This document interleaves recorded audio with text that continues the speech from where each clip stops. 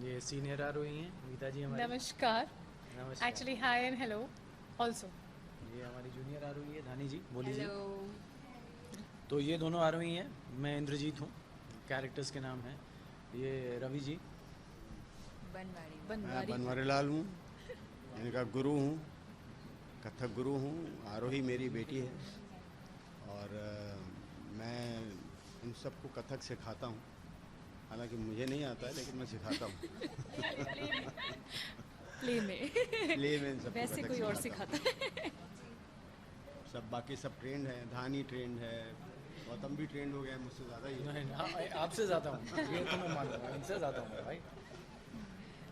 Sir आपसे जानना चाहेंगे आरोही के बारे में कि आप डायरेक्ट कर रहे हैं तो आपसे बेहतर कोई और बता नहीं सकता कि ये प्ले एक्चुअली होने क्या वाला है।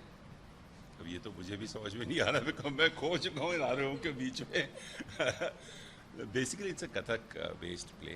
It's about tradition, it's about घराना और किस तरह से रिलेशनशिप्स और किस तरह से आप कथक को देखते हैं, अपने आर्ट को देखते हैं, अपने तरीके को देखते हैं, उस पे ये बेस्ड है, ह्यूमन रिलेशनशिप पे बेस्ड है।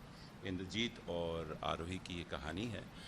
आरोही की अपने पास्ट और प्रेजेंट की कहानी है। So basically it's all about human relationship and human emotions, उस पे ये आ रहा है।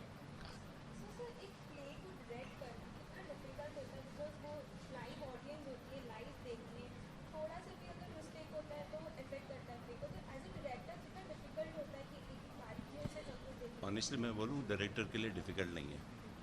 ऑनेस्टली ये सिर्फ एक्टरों का काम है।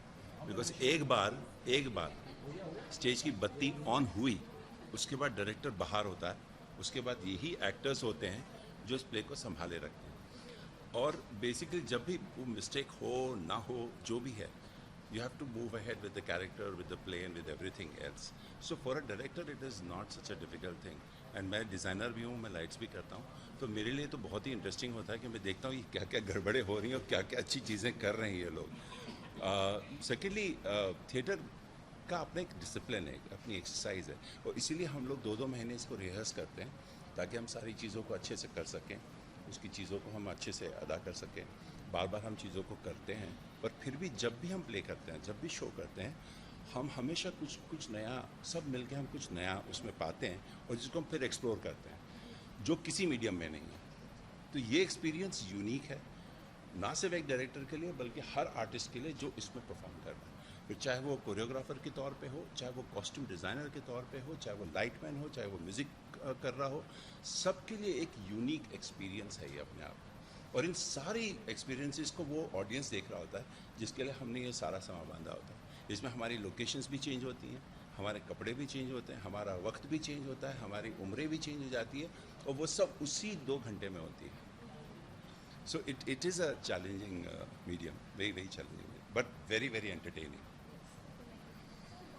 गौतम आपका तो ये डेब्यू होने वाला है, बाकी तो सब एक्सपर्टीज है थिएटर में।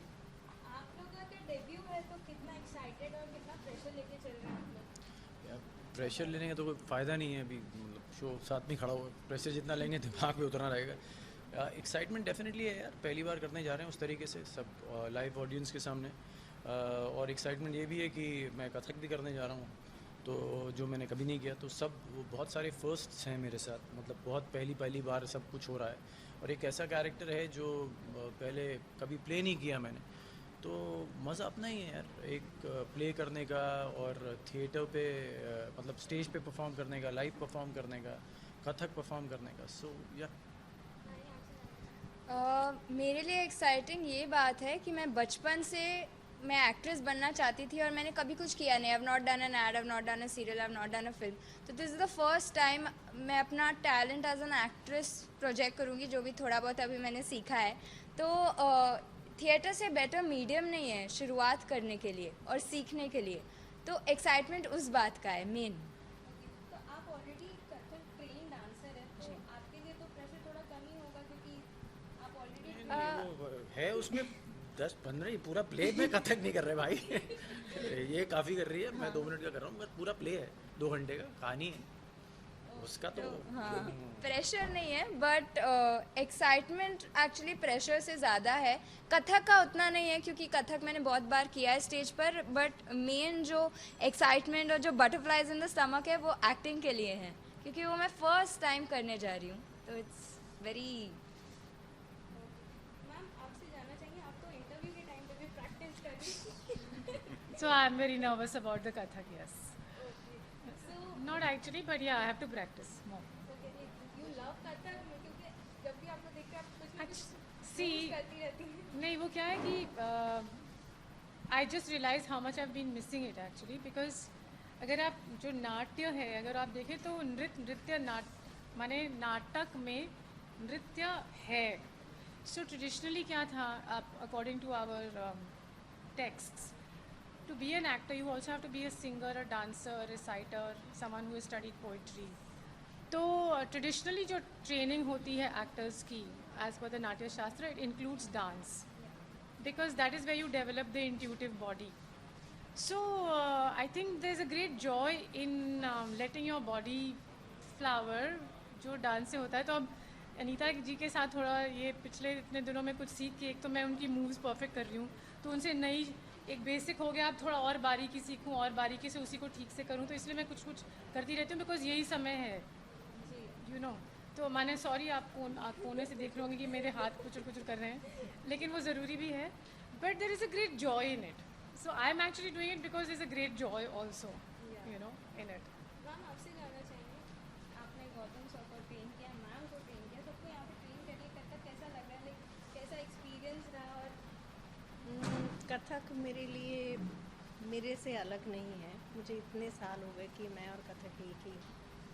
सो और अभी तक मैं 30-35 हज़ार स्टूडेंट्स को ट्रेन कर चुकी हूँ. गौतम जी और मीता जी अलग इस मायने में है कि वो एक अभिनय के क्षेत्र में है, तो एक अभिनेता को कथक सिखाना है. दूसरा, इस नाटक में एक चैलेंज ये था कि कथक को प्रेजेंटेशन जो है उसका एक प्रोसेस है, उसकी एक सर्टन ग्रामर है, उसी प्रोसेस के तहत कथक का प्रेजेंटेशन किया जाता है. बट ये जो नाटक है ये कथक इसमें एक हिस्सा है, पूरा अपने आप में कोई प्रस्तुति नहीं है. तो सलीम जी ने जब मुझे बताया तो मुझे उस 3 या 4 मिनट में अपने कथक के सारे एलिमेंट डालने थे और प्रेजेंटेशन को इस तरह से बनाना था कि पूरा संपूर्ण कथक की व्याकरण उसमें आए, वो एक प्रेजेंटेशन बने और साथ में उस प्रेजेंटेशन को गौतम जी रिप्रेजेंट करें, उसको अपने डांस में करें. तो जब वो आया तो मैंने पहले बेसिक से शुरू किया था गौतम जी के साथ, लेकिन फिर मैंने अपनी जो कॉम्पोजिशन है उसको उन्हें याद कराया एक तरीके से कि आपको ये चीज़ करनी है. अब उन्हें अगर डिटेल में कभी कथक सीखना होगा तो उन्हें बहुत बेसिक से करना पड़ेगा उसके लिए, क्योंकि हाँ उसमें कई साल लगते हैं. और यही एक रीज़न है कि कथक इतना पॉपुलर आर्ट नहीं है, क्योंकि उसको करने में 4-5 साल तो आपको लगते ही हैं. सेम विद मीता जी, इन्होंने कुछ कथक किया हुआ है और थोड़ा बेसिक्स ये जानती थी, लेकिन एक प्रैक्टिस होती है कथक में, डेली एक अभ्यास होता है, वो इनके नहीं था. तो ये वापस अभ्यास में आ रही हैं.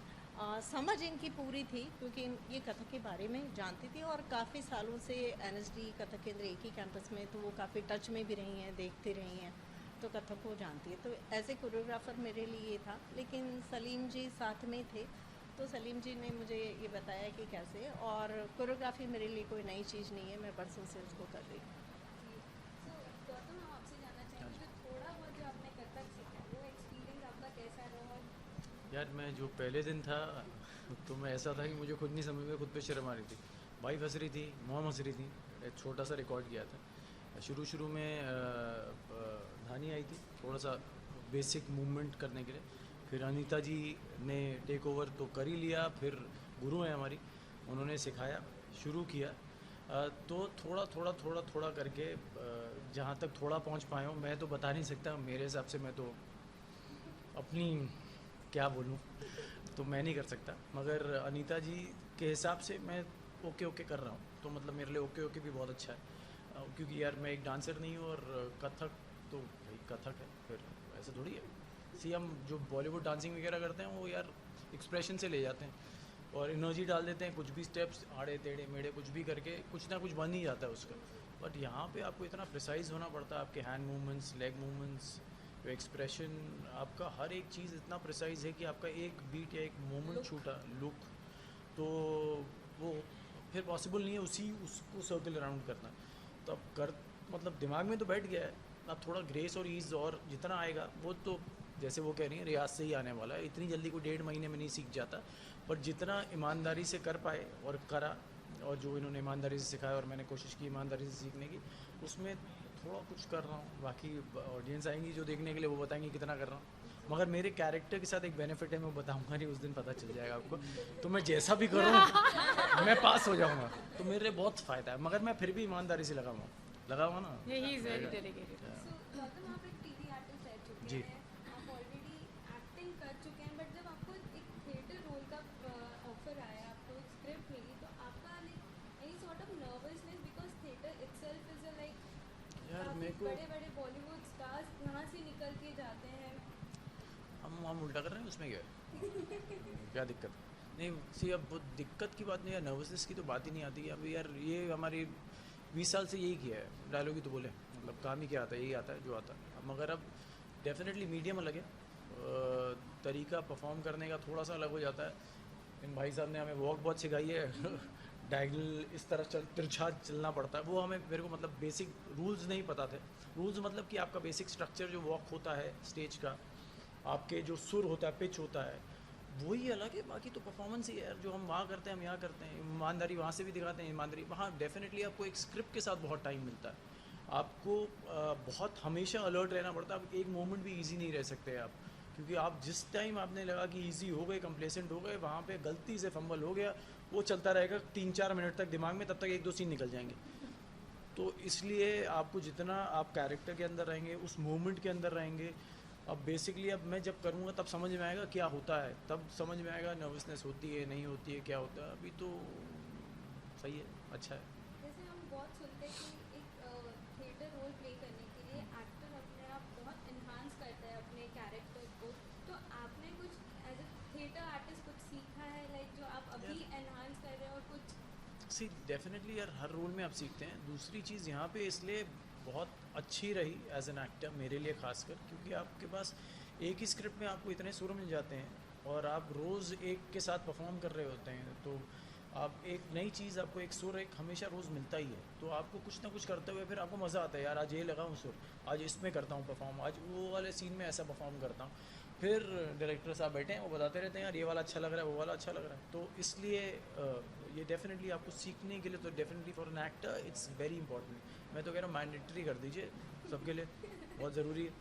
तो यार मैम आपसे जानना चाहेंगे, आरोही आपके दिल के कितना करीब है? आरोही मेरे दिल के तो करीब है ही, क्योंकि मैं विलन ही प्ले कर रही हूँ एक तरह से उसकी लाइफ में, तो मेरे दिल के तो बहुत करीब है। और एकदम ही हमारा कॉन्ट्रास्ट कैरेक्टर है, सो वो एकदम ही सीधी सादी है। जो पर्टिकुलर सीन्स हमारे साथ में है, सो वो एकदम सीधी सादी लड़की और मैं एकदम ही वैम्प टाइप हूँ, सो बहुत करीब है, मतलब एकदम पक्की दोस्ती समझो आप। छोटी आरोही तो आपकी रियल लाइफ में भी और प्ले में भी डॉटर है, तो मतलब एक फादर का रोल हमेशा एक इम्पॉर्टेंट होता है अपनी बेटी के उसमें।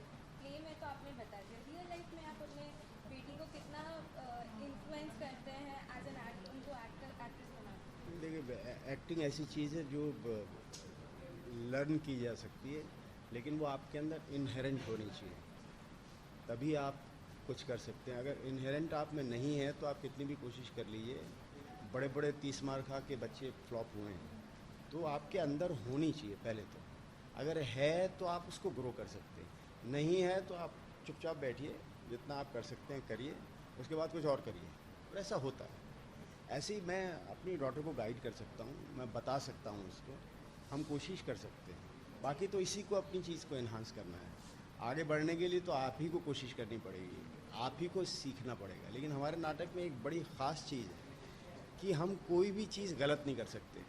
जैसे मैं अक्सर मीता से कहता हूँ, मैंने कहा मीता तुमको कोई भी, क्योंकि आरोही क्लासिकल डांसर है, तो अगर हमको धा तक थूंगा धागे देंगे था ऐसा अगर बोलना है हमको, तो हमको उसकी रिदम में ही बोलना पड़ेगा, बिकॉज बस एक बनी हुई चीज़ है। हम उसको गलत नहीं कह सकते। तो ये एक ज़रूर हम सब कलाकारों के लिए चैलेंज रहा है, और उसमें सब आज अभी भी हम लोग उसमें स्ट्रगल कर रहे हैं। ये मुझे एक अच्छी चीज़ लग रही है। तो आप सबसे जानना चाहेंगे कब हमें ये प्ले देखने मिल रहा है लाइव और कहाँ? ये 29 जून ये आने वाला सैटरडे आपको सेंट एंड्रूज ऑडिटोरियम बैंड्रा में देखने को मिलेगा। 7 बजे का शो है। बुक माई शो पे आपको टिकट्स मिलेंगी। प्लीज़ अपनी टिकट्स बुक कराइए, सपोर्ट कीजिए, आपकी सपोर्ट की बहुत ज़रूरत है। आइए देखिए और फिर हमें बताइए कि कैसा लगा प्ले आपको। आएंगे ना? प्रॉमिस करो ना? नहीं, कोई बात नहीं, चलो। Thank you.